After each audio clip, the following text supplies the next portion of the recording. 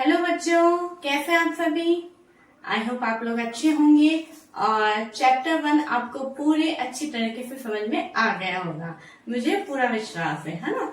तो और मैंने आपको चैप्टर 1 के क्वेश्चन आंसर भी करवा दिए थे और आप ये आज हम जो है नेक्स्ट चैप्टर हमारा चैप्टर नंबर 2 लेकर आई हूँ मैं आपके सामने। और चैप्टर नंबर 2 को समझने के लिए आपको क्या करना होगा, आपको अपने फाइल्स की नोट कॉपी जो आपने अपने नोट्स की बनाई है वो लेके बैठना है, अपना पेन पेंसिल लेकर बैठना है ताकि जो मैं यहाँ पे लिखवाती हूँ वो उसको आपको अपनी कॉपी के अंदर नोट डाउन करना है। ओके बच्चों, तो आइए हम अपना स्टार्ट करते हैं आज का अपना चैप्टर नंबर 2। क्या नाम है चैप्टर नंबर 2 का बताइए। हमारा चैप्टर नंबर 2 है sorting materials into groups. Okay, यानी जो इसको हिंदी में बोलते हैं वस्तुओं के समूह बनाना। अब पहली बात तो आपको ये जरूरी है कि मटेरियल्स क्या होता है। पहली बात आपको मटेरियल्स के बारे में पता करना है कि मटेरियल्स हम किन्हें कहते हैं, ग्रुप्स हम किन्हें कहते हैं। तो इस चैप्टर के अंदर बच्चों यही सारी चीजें हम देखेंगे कि मटेरियल्स क्या होता है ना, ग्रुप्स क्या होते हैं, क्या कैसे कोई चीज बनती है। जैसे कि आपने देखा होगा कि अगर हम देखें हमारे चारों तरफ है ना, अगर आप जहाँ अभी इस समय आप बैठे हैं उस समय आप 1 मिनट के लिए चारों तरफ अपनी आप नजर घुमाइए, आपको बहुत सारे ऑब्जेक्ट नजर आएंगे है ना। जैसे कि अगर आप अभी मुझे देख रहे हैं तो आपको मैं नजर आ रही हूँ, मेरे हाथ पे 3 मार्कर्स हैं वो नजर आ रहे हैं, बोर्ड नजर आ रहा है आपको। आप अगर रूम में बैठे हैं तो आपको वॉल्स नजर आ रही होंगी, आपको डोर्स विंडोज नजर आ रहे होंगे, आपको अगर आप बेड पे बैठे हो तो आपको बेड नजर आ रहा होगा, तो टेबल नजर आ रही है, चेयर नजर आ रही है, तो बहुत सारी चीजें आपको नजर आ रही है ना। बहुत सारी चीजें अगर हम खाने की बात करें तो आप बहुत सारी चीजें हम खाते हैं। हमने चैप्टर नंबर 1 के अंदर बहुत सारी फूड वेराइटीज के बारे में देखा है ना। अगर आप क्लासरूम में जाएं, क्लासरूम में अगर आप देखें चारों तरफ एक नजर आप ये घुमा के देखें तो आपको क्या क्या नजर आएगा। आपको ब्लैक बोर्ड या व्हाइट बोर्ड जो भी आपके क्लास में लगा है वो नजर आएगा, वॉल्स नजर आएंगी, डोर्स, चौक, डस्टर, टेबल, चेयर्स, बुक्स, बहुत सारी चीजें आपको नजर आएंगी। तो इस चैप्टर के अंदर बच्चों हम ये देखेंगे कि हमारे जो चारों तरफ बहुत सारे ऑब्जेक्ट्स हमें नजर आते हैं, तो ये ऑब्जेक्ट किन चीजों से मिलके बने, किन मटेरियल से मिलके बने। ठीक है, अभी आप देखते हैं जैसे कि चेयर होती हैं तो चेयर वुडन चेयर भी होती है, यानी लकड़ी की भी बनी होती है और स्टील मतलब आयरन की, लोहे की भी बनी होती है ना। तो इस तरह से हम इस चैप्टर के अंदर इन सब चीजों के बारे में देखेंगे कि कोई भी ऑब्जेक्ट है वो कैसे बनता है। ओके, तो आई होप आपको समझ में आ रहा होगा कि इस चैप्टर के अंदर हम क्या पढ़ेंगे। देखिए, जैसे कि मैंने यहाँ पे कुछ थ्योरी पैटर्न में लिखा है, जो चीजें हमें चैप्टर को जो शुरू में आपको चैप्टर में बहुत बेसिक चीजें दे रखी हैं, उस बेसिक चीजों से जो पूरा समराइज करके पूरा डिटेल में हमें पढ़ने की जरूरत नहीं है, लेकिन कुछ चीजें पूरा समराइज करके मैं कुछ पॉइंट्स लिखे हैं तो उन्हें आप अपने कॉपी में जरूर लिखना ताकि आपको ये चीजें समझ में आए। देखिए क्या है, जैसे देखिए all objects around us are made of 1 or more materials।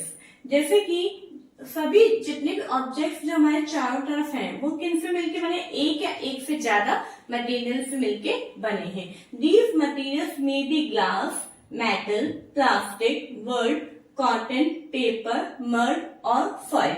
और ये जो मटेरियल्स हैं वो किन किन चीजों से मिलके बने होते हैं, क्या क्या होते हैं मटेरियल्स। जैसे कि ग्लास भी हो सकते हैं, मेटल यानी धातु ये भी हो सकते हैं, प्लास्टिक भी हो सकता है, वुड भी हो सकता है, कॉटन भी हो सकता है, पेपर भी हो सकता है, मड या सॉइल भी हो सकता है। जैसे फॉर एग्जाम्पल हम देखते हैं ये मार्कर आपको नजर आ रहा है, ये मार्कर क्या है हमारा। देखिए मार्कर क्या है, ऑब्जेक्ट। मार्कर क्या है, ऑब्जेक्ट। अब ये ऑब्जेक्ट जो है हमने क्या बोला कि made of 1 or more material, एक या एक से ज्यादा मटेरियल से मिलके बना है। मटेरियल क्या है, अब आप देखेंगे ये मार्कर है, ये मार्कर किससे मिलके बना है, किससे मिलके बना है, प्लास्टिक से मिलके बना है। ठीक है, और अगर हम इसको यूं खोले तो ये अंदर का जो चीज है ये जो फॉर्म टाइप में लगा हुआ है ये अलग मटेरियल हो गया है ना। ये प्लास्टिक क्या है, ये एक अलग मटेरियल हो गया। तो ये अगर आपसे पूछा जाए कि मार्कर किससे मिलके बना है, प्लास्टिक से। अगर मैं यूं बोलूं कि ये बुक है, क्या है, this is a book. Book अगर आपसे पूछा जाए बुक क्या है, book is an object. Book एक ऑब्जेक्ट है, एक वस्तु है जो कि किससे मिलके बनी है, पेपर से मिलके बनी। किससे मिलके बनी है बच्चों, ये पेपर से मिलके बनी है। समझ में आ रहा है बात आपको? तो आपको पहले तो ये समझना है कि ऑब्जेक्ट क्या होता है। ऑब्जेक्ट यानी जो भी चीजें हमारे चारों तरफ नजर आ रही है, जिन्हें हम वस्तु बोलते हैं इंग्लिश हिंदी में, उन्हें हम क्या बोलते हैं, ऑब्जेक्ट। अब ऑब्जेक्ट किससे मिलके बना है, मटेरियल यानी बहुत कुछ सामग्रियों से मिलके बना है, ठीक है। और ये जो मटेरियल्स है वो क्या क्या हो सकते हैं, ग्लास यानी कांच, ग्लास यानी वो कांच का ग्लास वाली बात नहीं होती, ग्लास यानी कांच बोलते हैं इसको, metal, plastic, would, cotton, paper, mud और फर, किसी से भी मिलके ऑब्जेक्ट बनता है। आ रही है आपको बात समझ में? आई होप आपको समझ में आ रहा होगा, है ना। अब देखिए, an object is made of a single material. कोई भी एक ऑब्जेक्ट जो है वो एक सिंगल मटेरियल से भी मिलके बना होता है। For example plate is made of steel. जैसे कि एक प्लेट है जिसमें, जिसको अपन थाली भी बोलते हैं, वो जब जिसके अंदर आप खाना खाते हैं वो किससे मिलके बनी होती है, स्टील की बनी होती है, ठीक है। वो एक सिंगल मटेरियल है जिससे कि वो एक थाली बनके तैयार हुई है। आ रही है आपको बात समझ में? आगे देखिए, an object could also be made of many materials. For example, और एक कोई भी एक ऑब्जेक्ट है वो बहुत सारे मटेरियल से भी मिलके बनता है। एक ऑब्जेक्ट जो कि केवल एक मटेरियल से भी मिलके बनता है, और एक ऑब्जेक्ट जो कि बहुत सारे मैनी मटेरियल, बहुत सारे मटेरियल से भी मिलके बनता है। जैसे कि मैंने यहाँ पे वॉल का एग्जाम्पल दिया। वॉल मीन्स दीवार, है ना, दीवार है। दीवार अगर आपने देखा होगा, कभी आप कंस्ट्रक्शन साइट पे गए हो तो आपने देखा होगा कोई भी वॉल होती है वो किन किन किन मटेरियल से मिलके बनती है। Wall is made of cement, brick and soil. ये तीन चीजें तो लगती है। तो यहाँ पे एक वॉल एक ऑब्जेक्ट हो गई जो बहुत सारे मटेरियल से मिलके बना है। समझ में आ रही बात आप सभी को? ओके, अब आप यहाँ पे देखिए, one material could be used for making many different object. For example, would is used in chair, table, plus door etcetera. जैसे कि एक मटेरियल है, एक मटेरियल बहुत सारे अलग अलग ऑब्जेक्ट को बनाने में भी काम में लिया जाता है। जैसे कि फॉर एग्जांपल मैंने वुड का लिखा, लकड़ी। लकड़ी से क्या केवल एक टेबल ही बनती है? नहीं, लकड़ी से चेयर भी बनती है, टेबल भी बनती है, और लकड़ी से प्लस का एग्जाम्पल लिखा है, प्लस होता है, ठीक है, वो भी बनता है। प्लस हमने देखा है जो फावड़ा होता है, जिसका जो हम हाथ में पकड़ते हैं हैंडल, वो क्या का बना होता है, वुडन होता है, लकड़ी का बना हुआ होता है। डोर, हमारे जो दरवाजे होते हैं वो वुडन के बने होते हैं। हमारे जो विंडोज के जो डोर्स होते हैं वो किसके बने होते हैं, वो लकड़ी के बने होते हैं। तो एक मटेरियल से बहुत सारे ऑब्जेक्ट भी बन सकते हैं। जैसे मैंने यहाँ पे सीमेंट लिखा है, तो क्या सीमेंट केवल वॉल बनाने के काम में आती है? नहीं, सीमेंट जो है हमारे, हम देखते हैं पूरे हमारे घर बनाने के काम में भी आती है। ब्रिक है, ब्रिक क्या केवल वॉल बनाने के काम में आएगी? नहीं, ब्रिक से पूरा अलग अलग चीजें बनाने के काम में आती है, ठीक है। तो सॉइल जो है वो क्या केवल कंस्ट्रक्शन साइट पे काम में आती? नहीं, ये हमारे एग्रीकल्चर पर्पस के काम में भी आती है। तो यहाँ पे इन पॉइंट्स को मैंने इसलिए समझाने की आपको कोशिश कर रही हूँ बच्चों, कि आपको ये पता चले कि पहली बात तो ऑब्जेक्ट क्या होते हैं। ऑब्जेक्ट अब आपको समझ में आ गया होगा। बहुत सारे चीजें जो हमारे चारों तरफ हैं, जैसे pen, pencil, book, chair, doors etcetera, okay. और वो सभी ऑब्जेक्ट किससे मिलके बने? मटेरियल से मिलके बने। किससे मिलके बने हैं? मटेरियल्स। और मटेरियल्स जो वो क्या होते हैं? Material glass, paper, plastic, would, iron, ये सारी चीजें क्या होती है? वो मटेरियल्स होते हैं। और एक ऑब्जेक्ट एक मटेरियल से भी मिलके बनता है, और एक ऑब्जेक्ट मैनी मटेरियल से भी, यानी बहुत सारे मटेरियल से भी मिलके बनता है। और एक मटेरियल से भी बहुत सारे ऑब्जेक्ट बनते हैं। आई होप आपको ये थोड़ा सा समझ में आ रहा होगा, है ना। अब देखिए, अब we choose a material to make an object depending on its properties। जब कोई भी हमें ऑब्जेक्ट बनाना है, कुछ भी ऑब्जेक्ट बनाना है, ओके, फॉर एग्जाम्पल थाली, प्लेट, अगर हम प्लेट का एग्जाम्पल लेते हैं, प्लेट हमें एक ऑब्जेक्ट है जो कि हमें बनाना है। तो बनाने के लिए तो सबसे पहले हमें किन बातों का ध्यान में रखना पड़ेगा? उसका प्रॉपर्टीज, किसका? प्लेट का, and the purpose for which the object is to be used, यानी हम प्लेट बना रहे हैं और प्लेट बनाने का पर्पस क्या है कि उसके अंदर हम अपना फूड रखें और उसको हम खा सकें, यही हमारा पर्पस है। अब उस थाली को बनाने के लिए, उस प्लेट को बनाने के लिए हमें क्या चाहिए, मटेरियल चाहिए। अब मटेरियल कौन सा ले, मटेरियल क्या ले, मटेरियल इस तरह से, तो मटेरियल की हमें क्या देखनी है, प्रॉपर्टी। मटेरियल कौन से गुण का बना, मतलब उसके गुण क्या है, उसके गुणधर्म क्या है, प्रॉपर्टीज मतलब गुणधर्म। तो उसका स्टील भी हार्ड होता है, प्लास्टिक है वो ले। अगर मैं आपसे कहूँ कि लिक्विड होता है ना, फॉर एग्जाम्पल वाटर, तो वाटर की क्या प्लेन बन पाएगी, नहीं बन पाएगी। तो इस तरह से हमें कोई भी ऑब्जेक्ट बनाने के लिए मटेरियल्स की प्रॉपर्टीज को चूज करना होता है। समझ में आ रही बात। तो अब यहाँ पे प्रॉपर्टीज जो है वो आपके चैप्टर में दी हुई है। हमारा मेन टॉपिक अब यहाँ पे स्टार्ट होता है कि प्रॉपर्टीज ऑफ मटेरियल। जो मटेरियल होगा उसकी प्रॉपर्टीज के कितने टाइप्स की होती है, 5 टाइप्स की होती है। कितने टाइप्स की, 5। अभी आपके चैप्टर में केवल 5 है, तो हमें इतना ही ध्यान में रखना है। अपीयरेंस फर्स्ट इज, अब आप देख रहे हैं अभी मैंने यहाँ पे कोई दूसरा शेप लिया है, इस तरह से भी आप चार्ट को बना सकते हैं, है ना। First is appearance, second is hardness, third is solubility, fourth is float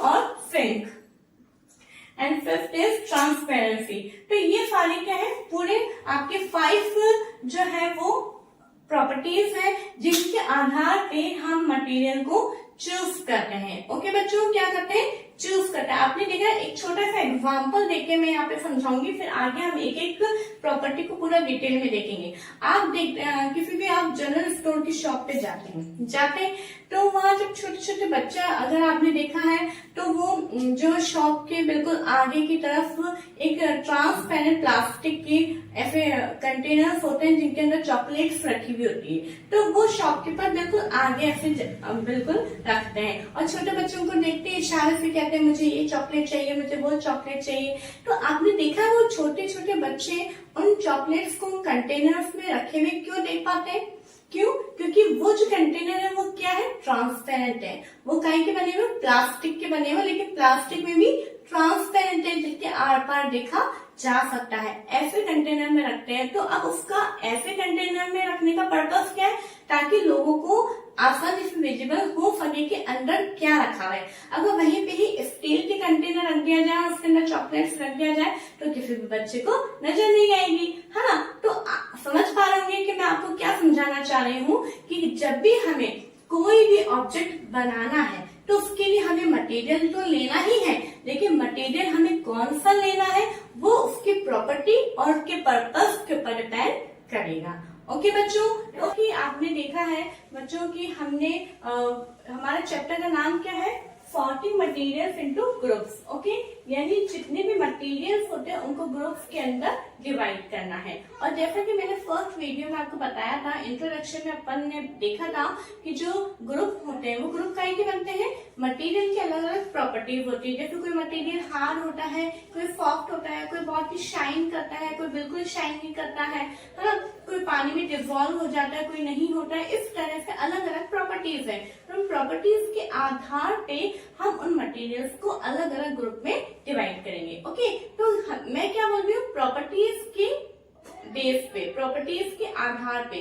तो हमने ये भी देखा था कि प्रॉपर्टीज जो है वो कितने टाइप्स की होती है। मैंने 5 टाइप्स के अपन उसके नाम लिखे थे, आपने वो चार्ट बनाया होगा आई होप। और उसके बाद में आज हम जो है फर्स्ट प्रॉपर्टी को मैं आपके सामने लेकर आई हूँ। एक एक प्रॉपर्टी का हम बहुत ही आराम से वीडियो हम देखेंगे, बनाएंगे और आपको अच्छे से मैं समझाने की कोशिश करूंगी। आइए हम देखते हैं आज का हमारा फर्स्ट प्रॉपर्टी क्या है बच्चों, अपीयरेंस। क्या है अपीयरेंस, अपीयरेंस को हिंदी में आप दिखावट बोल सकते हो। उसका रूप कैसा है, वो कैसा दिखता है, उसके बारे में हम बात करेंगे।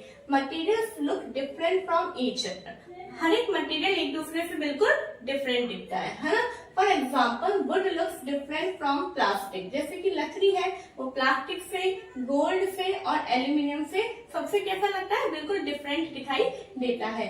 When we cut each material into 2 pieces and look at the freshly cut surface, जब हम किसी भी मटेरियल को दो पीस में हम कट करते हैं और हम उसकी जो कटिंग वाली सरफेस होती है, जैसे कि फॉर एग्जांपल अगर मैं इसको यहाँ से कट कर दूं तो कट करने के ऊपर की जो सरफेस होती है, जब हम उसको देखते हैं तो हमें कैसी नजर आती है? The freshly cut surface of some of these materials appear shining. तो कुछ मटेरियल्स की जो सरफेस होती है, जो भारी जो होता है लेयर होती है, वो बिल्कुल हमें कैसी नजर आती है? बिल्कुल शाइनी, यानी बिल्कुल चमक उसके अंदर दिखाई देती है। तो some materials like have a shine, यानी कुछ मटेरियल्स के अंदर जिनके अंदर शाइन होती है, उनको शाइन किया नहीं जाता, उनके अंदर शाइन होती है, चमक होती है, तो उन्हें हम क्या बोलते हैं? They are lustrous. क्या कहते हैं? They are lustrous. ओके। और सम मटेरियल्स लाइक वुड, जैसे कि कुछ मटेरियल जैसे कि वुड है, जूट है, उनके अंदर कोई भी शाइन नहीं होती है, तो उन्हें हम क्या बोलते हैं?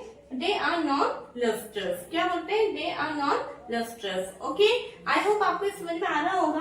आपके एनसीईआरटी के बुक में नॉन लस्ट्रस की डेफिनेशन नहीं है, लेकिन मैंने आपको, चूंकि आपको पता होना चाहिए कि जिन मटेरियल में शाइन होती है उन्हें क्या बोलते हैं और जिनमें शाइन नहीं होती तो फिर उन्हें क्या बोलेंगे, तो वो भी मैंने यहाँ पे एक एक्स्ट्रा पॉइंट आपको यहाँ पे लिखवाया है और आप इसे अपनी रफ कॉपी के अंदर जरूर से नोट करिएगा।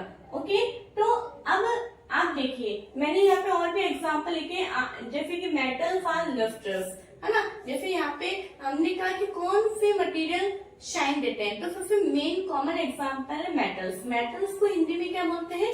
धातु। क्या बोलते हैं बच्चों?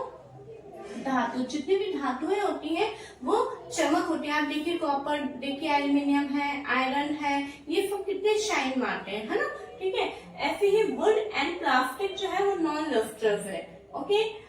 अब आगे देखिए, आपने देखा है कभी कभी आप देखते हैं जितना भी अभी जैसे रेनी सीजन में ह्यूमिड एटमॉस्फेयर होता है, एयर जो हमारी मॉइस्ट होती है, उसके अंदर जितने भी जो मेटल के ऑब्जेक्ट्स होते हैं उनके ऊपर लेयर्स भी बन जाती है। आपने देखा है जो पीतल के बर्तन होते हैं वो ब्लैक होने लगते हैं और जो सिल्वर के जो ऑब्जेक्ट्स होते हैं उस पर ग्रीन लेयर्स भी बनने लग जाती है। तो वो ऐसा क्यों होता है कि some metals like silver and copper lose their luster. कुछ ऑब्जेक्ट जैसे कि सिल्वर और कॉपर जो है अपनी चमक को खोने लगते हैं। कब? When they come in contact with air, जब वो एयर के और मॉइस्चर के कांटेक्ट में आते हैं तब वो कुछ टाइम बाद अपनी जो चमक है वो उसको खो देते हैं और डलनेस उसके ऊपर आ जाती है।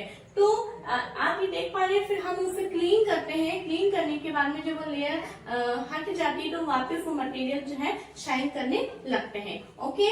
तो ये है आपके अपीयरेंस फर्स्ट प्रॉपर्टी है। अब आपको यहाँ पे क्या करना है, ये आपके सामने मैंने एक टेबल जैसी बनाई है जो कि आपकी बुक में नहीं है, लेकिन मैं आपको ये एक वर्क दे रही हूँ करने के लिए, लस्ट्रस और नॉन लस्ट्रस। ओके। तो आपके अराउंड जितने भी मटेरियल आपको नजर आते हैं, आप उन मटेरियल्स को आप देखिए और आप उनको पता करिए, आइडेंटिफाई करिए कि क्या ये इसमें शाइन है, इसमें क्या इसमें है या नहीं है। अगर शाइन है तो लस्ट्रस की कैटेगरी में आएगा और अगर नहीं है तो वो नॉन लस्ट्रस की कैटेगरी में आएगा। तो आप उन सभी मटेरियल्स के इसके अंदर नाम लिखेंगे।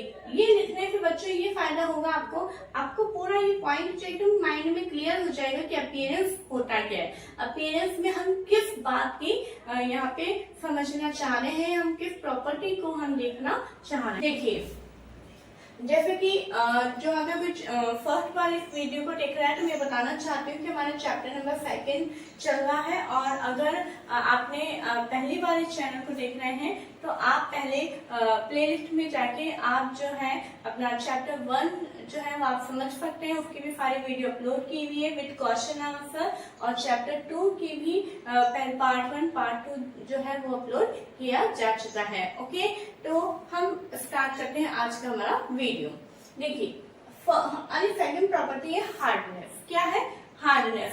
तो हार्डनेस को हिंदी में क्या बोलते हैं बताइए? हार्डनेस को हिंदी में बोलते हैं कठोरता। क्या बोलते हैं?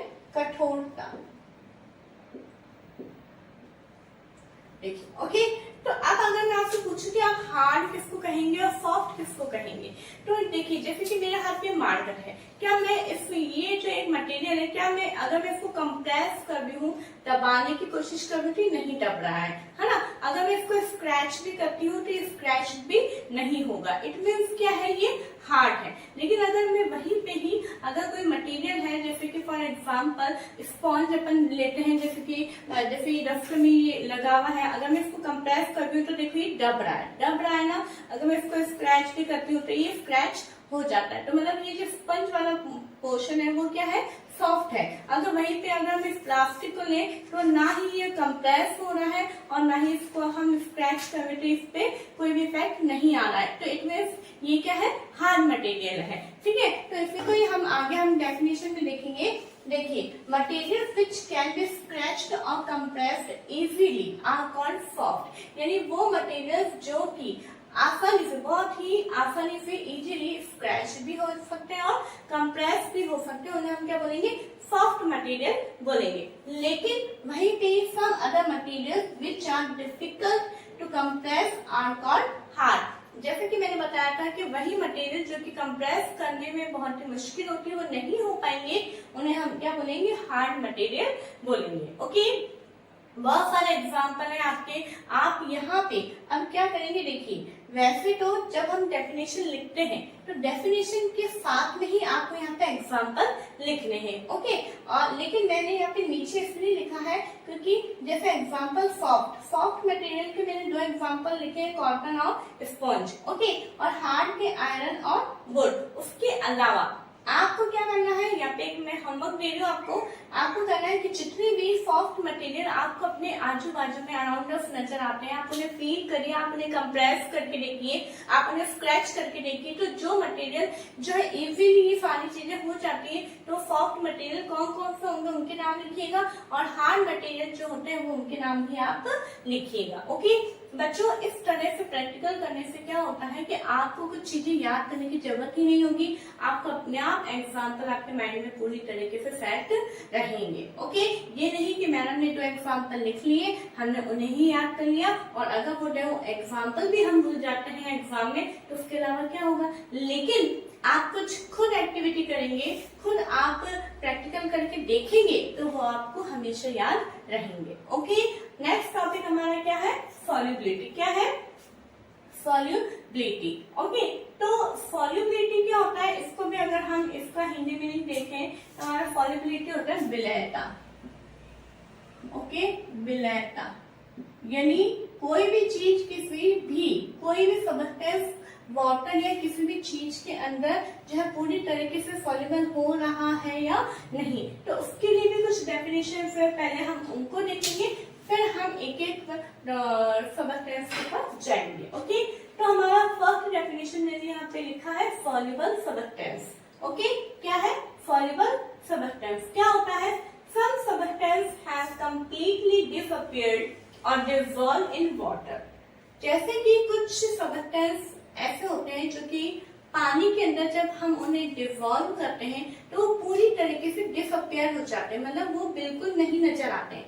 फॉर एग्जाम्पल, अगर हम वाटर के अंदर शुगर लें, शुगर को आप स्टिर करेंगे, है ना, कुछ 2 से 3 मिनट बाद आप देखेंगे शुगर पार्टिकल्स उसके अंदर बिल्कुल नजर नहीं आते। कहाँ गए, शुगर उस वाटर के अंदर पूरी तरीके से डिसॉल्व हो गई है। तो ऐसे सब्सटेंस को, these substance are called soluble substance. इनको हम क्या बोलते हैं, सॉल्युबल सब्सटेंस बोलते हैं।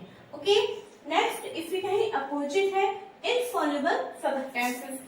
It means other substance do not mix with water and do not disappear after long time. यानी क्या है कि कुछ सब्सटेंस जो होते हैं जो पानी के अंदर मिक्स नहीं होते हैं और बहुत लंबे समय तक भी डिसअपियर नहीं होते हैं, मतलब वो नीचे ही बैठे हुए हमें नजर आते हैं, तो उन्हें हम क्या बोलते हैं, इनसॉल्युबल सब्सटेंस बोलते हैं। आई होप आपको ये दोनों डेफिनेशन समझ में आ गई। देखिए बच्चों, बहुत ही इजी लैंग्वेज में आपकी डेफिनेशन लिखी गई है और ये सारी डेफिनेशन आपको याद करनी है। ओके, उसके बाद में हम यहाँ पे देखते हैं solubility of solid in water. Substance जो होते हैं वो 3 स्टेट्स में पाए जाते हैं। आपको पता है मटेरियल कितने स्टेट्स में पाए जाते हैं, 3 स्टेट में पाए जाते हैं, सॉलिड है, लिक्विड है और गैस है। ओके, तो कौन से सॉलिड मटेरियल वाटर के अंदर सॉल्युबल है, कौन से लिक्विड सॉल्युबल है और कौन से गैसेस सॉल्युबल है, कौन से इनसॉल्युबल है, वो सारी चीजें हम इसके अंदर देखेंगे। ठीक है, आप अगर चैप्टर में देखेंगे तो आपके पूरे वो टेबल भी बनी हुई है और उसके अंदर आपको फिल भी करना है। तो हम सबसे पहले क्या देखेंगे, किसकी सॉल्युबिलिटी और किसके अंदर देखेंगे हम? वाटर के अंदर देखेंगे। किसके अंदर देखेंगे? वाटर में। यहाँ पे और कोई लिक्विड नहीं लिया गया है, वाटर लिया गया है। वाटर के अंदर हम अलग अलग यहाँ पे 5 बीकर्स आपको नजर आ रहे हैं और इन 5 बीकर्स में अलग अलग मटेरियल है, अलग अलग सब्सटेंस है, जिसको हम मिक्स करके देखेंगे, डिसॉल्व करने की कोशिश करेंगे और हमें पता चलेगा कि कौन सा सब्सटेंस सॉल्युबल है और कौन सा इनसॉल्युबल है। ओके बच्चों, तो अब देखिए फर्स्ट बीकर में चूंकि क्या है, ये जो हमने सबसे पहले क्या लेंगे, हम सभी बीकर्स में हमने लिया है वाटर। क्या लिया है बच्चों? वाटर लिया है। ओके, तो वाटर हम उसको हाफ वाटर से फिल करेंगे। हाफ वाटर से फिल करने के बाद बीकर के अंदर सबसे पहले हम क्या ऐड करेंगे? फर्स्ट बीकर में हम ऐड करेंगे शुगर। ओके, शुगर जब हम ऐड करते हैं और उसे मिक्स करते हैं, स्टिर करते हैं, ये आप शुगर है सॉल्ट के आप घर पे भी प्रैक्टिकल करके देखिएगा जरूर से। जब शुगर हम उसके अंदर ऐड करते हैं तो हम थोड़ी देर बाद देखते हैं कि शुगर बिल्कुल डिसअपियर हो जाती है, शुगर बिल्कुल नजर नहीं आती है। तो इट मीन शुगर क्या हुई बताइए? शुगर कौन सा सब्सटेंस हुआ? शुगर हुआ हमारा सॉल्युबल। क्या हुआ बच्चों? सॉल्युबल। अंडरस्टैंड? नेक्स्ट आता है हमारा सॉल्ट यानी नमक। ये भी अगर हम वाटर के अंदर मिक्स करते हैं तो क्या ये डिसअपियर होता है या नहीं? यस, ये डिसअपियर हो जाता है। सॉल्ट भी अच्छे से उसके अंदर डिसॉल्व हो जाता है। तो सॉल्ट भी क्या होगा? हमारा सॉल्युबल मटेरियल सब्सटेंस होगा। ओके, अब आता है हमारा सैंड यानी मिट्टी। आप देखिए जब पानी के अंदर हम मिट्टी को डिसॉल्व करने की कोशिश करते हैं, उसको मिक्स करते हैं, फिर हम उसको स्टिर करते हैं, उसको हिलाते हैं, काफी देर हिलाते हैं, उसके बाद भी वो मिट्टी जो है पूरी तरीके से थोड़ी देर बाद जब हम उसको स्टिर करने के बाद रख देंगे और हम उसे डिस्टर्ब नहीं करेंगे तो हम ये देखते हैं कि मिट्टी बिल्कुल बॉटम में आके नीचे बैठ जाती है ना, बीकर के बिल्कुल बॉटम में यानी पैंडे पे आके बिल्कुल वो बैठ जाती है। ठीक है, तो इट मीन्स क्या है कि जो सैंड है वो वाटर के अंदर डिसॉल्व नहीं है, वाटर के अंदर सॉल्युबल नहीं है। तो सैंड जो है वो क्या हो गया? इनसॉल्युबल। ओके, क्या हो गया बच्चों? इनसॉल्युबल। अब देखिए नेक्स्ट बीकर है चॉक पाउडर। चॉक जो आपके स्कूल में काम में ली जाती है, चॉक पाउडर, जो उसको चॉक को हम पाउडर कर देंगे, उसके बाद में उसको भी जब हम पानी के अंदर मिक्स करते हैं तो वो क्या होता है? वो भी मिक्स नहीं होगा, वो भी बॉटम में आके बैठ जाता है। तो चॉक पाउडर भी हमारा हो गया है इनसॉल्युबल।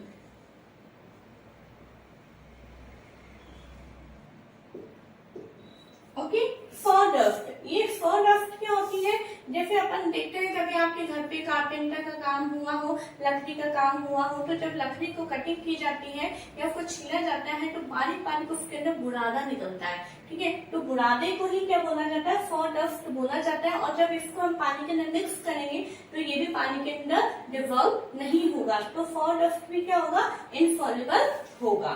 ओके, आपकी बुक में ये जो टेबल दी हुई है बच्चों, आप इसको पूरी तरीके से फिल कर लीजिएगा। आई होप आपको ये समझ में आ रहा है।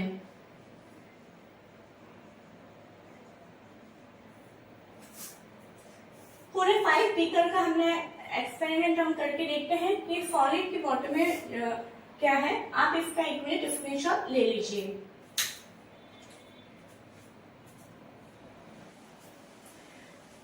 आगे देखेंगे बच्चों हम, हमारा अभी तक हमने क्या देखा था? Solubility of solid in water. Okay, अब हम देखेंगे solubility of liquid in water कि क्या लिक्विड के अंदर डिसॉल्व हो सकता है, तो उसके अंदर हम देखेंगे। सबसे पहला हमारा, हमने यहाँ पे भी हमारे 5 बीकर्स हमने लिए हैं और फर्स्ट सभी बीकर्स में आप देख रहे हैं कि हमने वाटर लिया है। ओके, उसको हाफ हमने वाटर से फिल किया है। फर्स्ट बीकर में हम विनेगर हमने ऐड किया है। तो विनेगर जब हम ऐड करते हैं, ठीक है, तो विनेगर ऐड करते हैं तो विनेगर को जब अपन स्टिर करते हैं तो पूरी तरीके से इसके अंदर डिसॉल्व हो जाता है।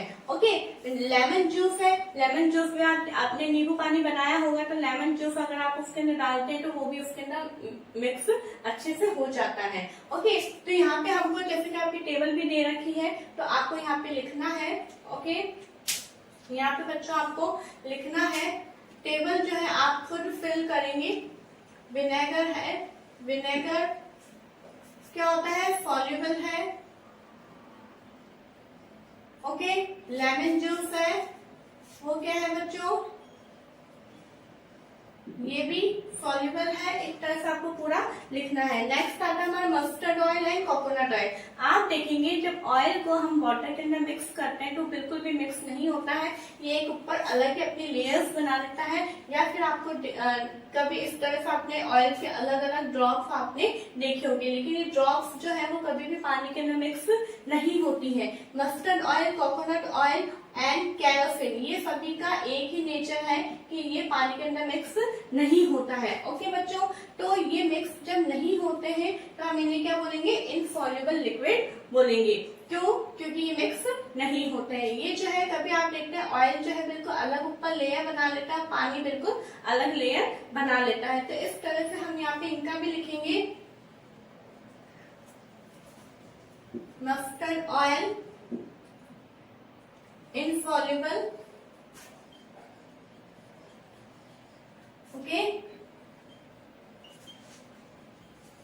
coconut oil ये भी insoluble है, एंड लास्ट केरोसिन, ये भी क्या है बच्चों, इनसॉल्युबल है। केरोसिन को और हिंदी में क्या बोलते हैं, मिट्टी का तेल भी बोलते हैं। Okay, coconut oil, mustard oil तो आप जानते ही हैं, सरसों का तेल और नारियल का तेल। अब हमारे आता है, हम गैसेस की बात करेंगे, solubility of gases in water. Water के अंदर गैसेस सॉल्युबल होती हैं या नहीं। सबसे मेन जो गैस है वो है ऑक्सीजन गैस। ऑक्सीजन गैस जो है वो वाटर के अंदर क्या होती है बच्चों, डिवॉल्व होती है। जैसे कि हम देखते हैं वाटर का फॉर्मूला क्या होता है, H2O, तो इसके अंदर भी क्या पाई जाती है, ऑक्सीजन ये पाई जाती है। ठीक है, it is very important for the survival of animals and plants like fish, lotus that live in water. ये जो पानी के अंदर ऑक्सीजन गैस डिवॉल्व होती है, ये सबसे इम्पोर्टेंट इसीलिए है ताकि आप देखते हैं जितने भी एक्वेटिक एनिमल्स होते हैं, हम तो ऑक्सीजन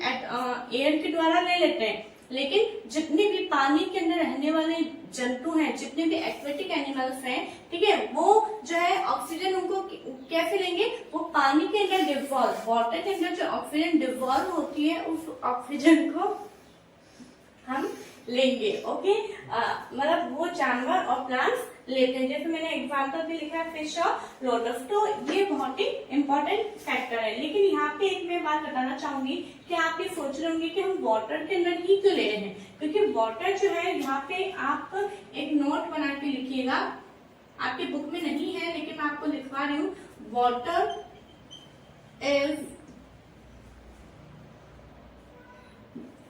यूनिवर्सल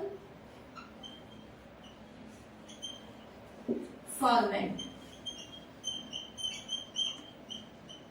ठीक है, वाटर जो है यूनिवर्सल सॉल्वेंट है, क्योंकि वाटर के अंदर बहुत सारी चीजें जो है मिक्स हो जाती हैं। ठीक है बच्चों, इसलिए हम यहाँ पे वाटर का देख पा रहे हैं। और आई होप आपको ये सॉल्युबिलिटी वाला जो टॉपिक है वो बहुत ही अच्छे से समझ में आ गया होगा। हमने तीनों स्टेट का देख लिया, सॉलिड, लिक्विड और गैस का। फोर्थ प्रॉपर्टीज है, ऑब्जेक्ट्स में फ्लोट और सिंक इन वाटर। यानी हम देख लेते हैं कि कुछ ऑब्जेक्ट जो होते हैं वो हार्ड होते हैं, कुछ शाइनी करते हैं, है ना, कुछ सॉल्युबल होते हैं, कुछ इनसॉल्युबल होते हैं। इसी तरीके से कुछ ऑब्जेक्ट्स जो होते हैं वो पानी के अंदर फ्लोट करते हैं, यानी ऊपर ही रहते हैं, और कुछ ऑब्जेक्ट्स जो है पानी के नीचे बॉटम में जाके वो बैठ जाते हैं। क्यों? क्योंकि वो पानी से भारी होते हैं। देखिए बच्चों, जैसा कि हम देखते हैं कि हम फ्लोट कर रहे हैं, कुछ नीचे हो रहे, तो ऐसा क्यों हो रहा है? क्योंकि कुछ ऑब्जेक्ट पानी से, वाटर से हल्के होते हैं। अभी हल्का होना, भारी होना एक अलग टर्म होता है, डेंसिटी, जो कि अभी आपके लेवल का नहीं है, लेकिन जब आप नेक्स्ट क्लास में जाओगे तब आपको देखने को मिलेगा।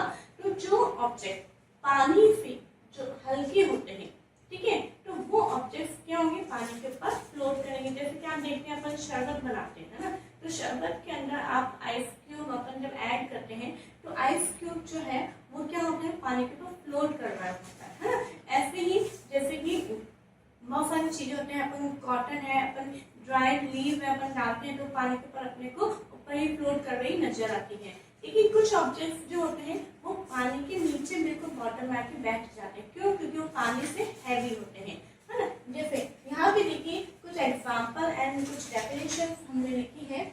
सम materials that do not mix with water. कुछ मटेरियल्स जो कि पानी के अंदर मिक्स नहीं होते हैं, वो फ्लोट कर रहे होते हैं, उन्हें हम क्या बोलते हैं, उन्हें हम अंदर मिक्स नहीं होते हैं। फॉर एग्जाम्पल ड्राइड लीफ यानी सूखी पत्तियां, अगर गीली पत्ती हरी वाली लीफ होगी तो वो बिल्कुल उसके ऊपर फ्लोट नहीं करेगी। क्यों? क्योंकि उसके अंदर थोड़ा वेट होता है। लेकिन जो ड्राइड यानी सूखी जो पत्तियां होती हैं उनके अंदर वेट नहीं होता है, जिस कारण वो पानी के ऊपर फ्लोट कर रही होती है। ओके, जैसा आपने देखा था कि हमने जब सॉल्युबिलिटी वाला टॉपिक देखा था तो कुछ ऑयल जो होते हैं वो पानी के अंदर मिक्स नहीं हुए थे, लेकिन वो पानी के अंदर जो है ऊपर ही फ्लोट कर रहे थे, एक अलग ही लेयर बना रहे थे। ठीक है ना, जैसे कि आप यहाँ पे देख रहे हैं एक बीकर हमने लिया है, आप इसको घर पे करके देखिएगा। हमने एक बीकर लिया, उसके अंदर मैंने उसको हाफ पानी पे फिल किया है और उसके अंदर मैंने सबसे पहले ड्राई लीफ डाली, तो क्या हुआ उसके अंदर हमने देखा कि वो पानी के ऊपर ही फ्लोट कर रही है इस तरह से। फिर वैसे ही अगर हम some material sunk to the bottom of the tumbler, और कुछ मटेरियल्स जो है टम्बलर के बिल्कुल बॉटम में बैठ जाते हैं, जैसे कि स्टोन है, आयरन नेल है। तो जब मैंने स्टोन इसके अंदर ऐड किया तो नीचे जाके बैठ गया। जब मैंने आयरन नेल यानी लोहे की कील इसके अंदर ऐड करी तो वो भी नीचे जाके बैठ गई। लेकिन अगर यहाँ पे एक और वर्ड है हनी, हनी यानी शहद। जब मैंने शहद की ड्रॉप, हनी की ड्रॉप जब मैंने पानी के अंदर ऐड किया तो क्या हुआ, कुछ देर तो वो हनी ड्रॉप नीचे रहती है, फिर धीरे धीरे वो है पानी के अंदर डिवॉल्व होने लग जाती है, धीरे धीरे पानी के अंदर मिक्स होने लग जाती है। तो इस तरह से कुछ ये भी एक अलग अलग प्रॉपर्टी है ऑब्जेक्ट की जो कि हमें पता होना चाहिए। अब आपको क्या करना है, वही एक टेबल बनानी है, ऑब्जेक्ट्स में भी फ्लोट एंड ऑब्जेक्ट्स में भी सन्क। ओके, तो आप इस तरह से अलग अलग ऑब्जेक्ट को पानी के अंदर ऐड करके डाल के देखना कौन सा ऑब्जेक्ट पानी के नीचे बैठ जाता है तो आप उसका अलग नाम लिखोगे, कौन सा ऑब्जेक्ट पानी में फ्लोट करता है तो उसका ऑब्जेक्ट आप अलग लिखोगे। ओके, ये काम आपको खुद को करना है ना। देखिए अब हमारा आता है नेक्स्ट और लास्ट टॉपिक आज के चैप्टर का, वो है हमारे ट्रांसपेरेंसी। ट्रांसपेरेंसी यानी पारदर्शिता। ठीक है, जैसे कि 3 टाइप्स के ऑब्जेक्ट हम यहाँ पे देखते हैं। जैसे कि एक आपको बिल्कुल ट्रांसपेरेंट नजर आ रहा है, एक है थोड़ा सा जो बिल्कुल जिसके हम आर पार बिल्कुल नहीं देख सकते, और एक है जो जिससे थोड़ा बहुत हम आर पार देख पाएंगे। ठीक है, तो यहाँ पे ट्रांसपेरेंसी के बेसिस पे, ट्रांसपेरेंसी के आधार पे ऑब्जेक्ट्स जो है वो 3 टाइप्स के होते हैं। कितने टाइप्स के होते हैं बच्चों? 3 टाइप्स के। कौन कौन से? Transparent, opaque and translucent. कौन कौन से? वापस आप जब मैं आपको बोलती हूँ तो आपको ये वर्ड है ना रिवाइज करना है। ट्रांसपेरेंट, ओपेक एंड ट्रांसल्यूसेंट बोलते हैं। ट्रांसपेरेंट के एग्जांपल है जैसे कि ग्लास है, कांच, water and air. Okay, opaque होता है वुड, कार्डबोर्ड। और भी एग्जांपल आप ले सकते हैं, जैसे कि फॉर एग्जांपल मार्कर, इसका ये जो मटेरियल है प्लास्टिक। ठीक है, अगर मैं ये रख लूँ तो क्या आपको मेरी आइस नजर आ रही? नहीं, हमें क्या आता नहीं देख सकते। तो ये कौन सा हो गया? हमारा ओपेक मटेरियल हो गया। ओके, ट्रांसल्यूसेंट जैसे कि ऑयल, वो पेपर जिनके ऊपर ऑयली पेजेस होते हैं, है ना, उसको हम ट्रांसल्यूसेंट बोलते हैं। और आपने देखा है कि कुछ हमारे विंडो ग्लासेस भी ऐसे होते हैं, खिड़की के कुछ कांच ऐसे होते हैं कि अगर मैं उसकी दूसरी तरफ कोई खड़ा हो जाता है व्यक्ति या कुछ, तो हमें उसकी केवल एक छवि नजर आती है लेकिन क्लियर नहीं होता है कि वो कौन खड़ा है ना, तो वो भी ट्रांसल्यूसेंट ही कहलाते हैं। ओके, अब देखिए हम इसकी डेफिनेशन देख लेते हैं।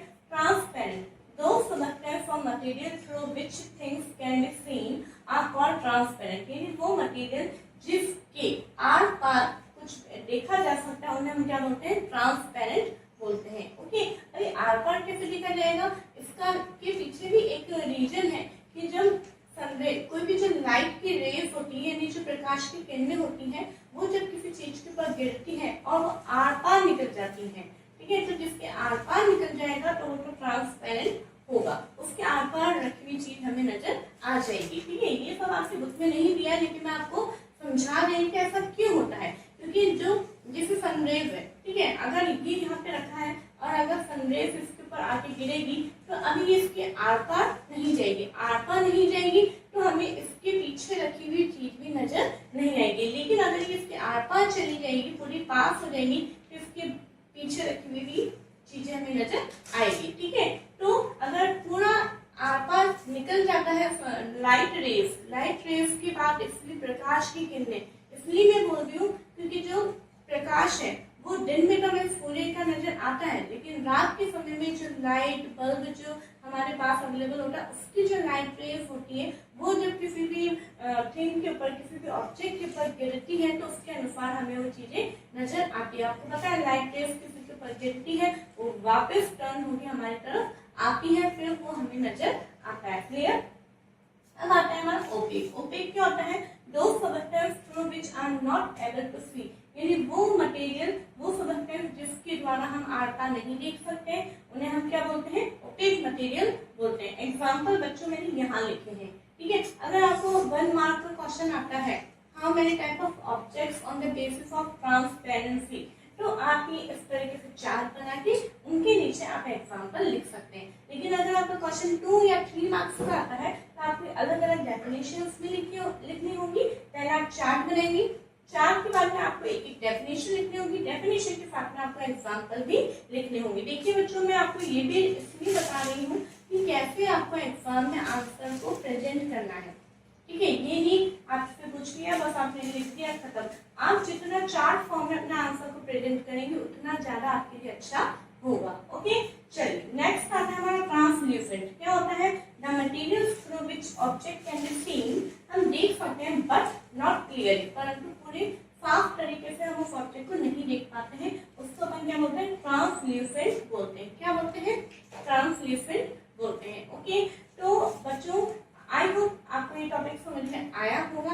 जैसे ऑयली पेजेस आप बहुत, जैसे लंच लेकर आते हैं, लंच के अंदर आप देखते हैं आपका जिस पेपर के ऊपर परांठा वगैरह चपाती जो भी आप रैप करके लाते हैं, ठीक है, उसको जब आप देखते हैं तो उसके अंदर ऑयल के पैचेस नजर आते हैं और उसके अगर आर पार देखो तो आपको नजर नहीं आएगा, है ना। इसी तरह से कुछ विंडो ग्लासेस भी होते हैं जैसे मैंने आपको बताया है। तो ये ऐसा क्यों होता है? क्योंकि इसके अंदर कुछ मात्रा में जो है लाइट रेस आर पार होती है, जिस कारण हमें जितनी लाइट रेस जो है मतलब गिरेगी और लौट के आएगी उतनी ही चीजें हमें नजर आएगी। ओके बच्चों, तो आई होप आपको ये समझ में आ रहा होगा। और जैसा कि ये इस चैप्टर का लास्ट टॉपिक था, आज हमारा यहाँ पे चैप्टर खत्म होता है, कंप्लीट होता है 2nd चैप्टर। और इस चैप्टर के भी जो है मैं आपको क्वेश्चन आंसर करवाऊंगी। आपने 1st चैप्टर के भी क्वेश्चन आंसर किए होंगे।